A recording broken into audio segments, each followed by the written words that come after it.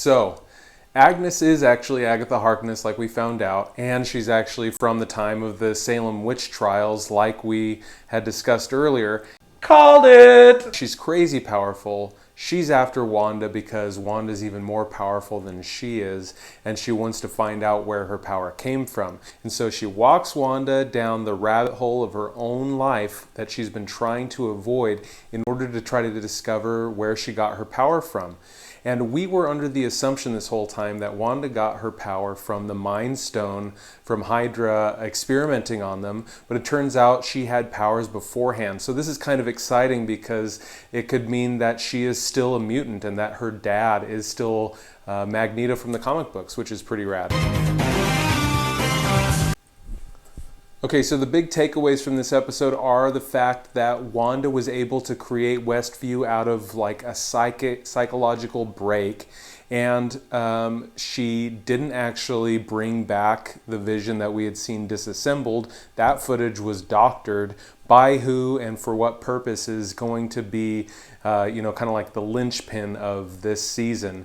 But she actually created Vision, or recreated Vision. She actually recreated the Mind Stone, or the Mind Stone reformed itself out of her powers because it had given her some of them way back when.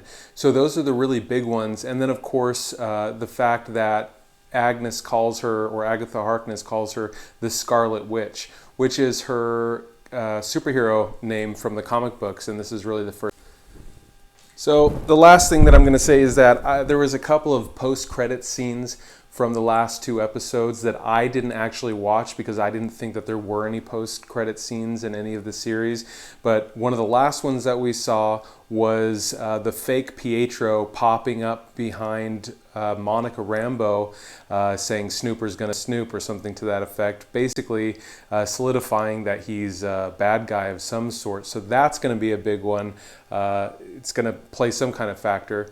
And then this last post-credit scene was the actual disassembled Vision that Sword had, reassembled and brought back to life in pale version of it, which is actually a callback to the comic books, and is gonna theoretically serve the purpose of Sword, whose intentions are unknown. So those are the big ones. Next week is the season finale. It's gonna be big, and it's gonna lay some serious groundwork. I'm expecting some big reveals, and I can't wait to talk to you guys about it.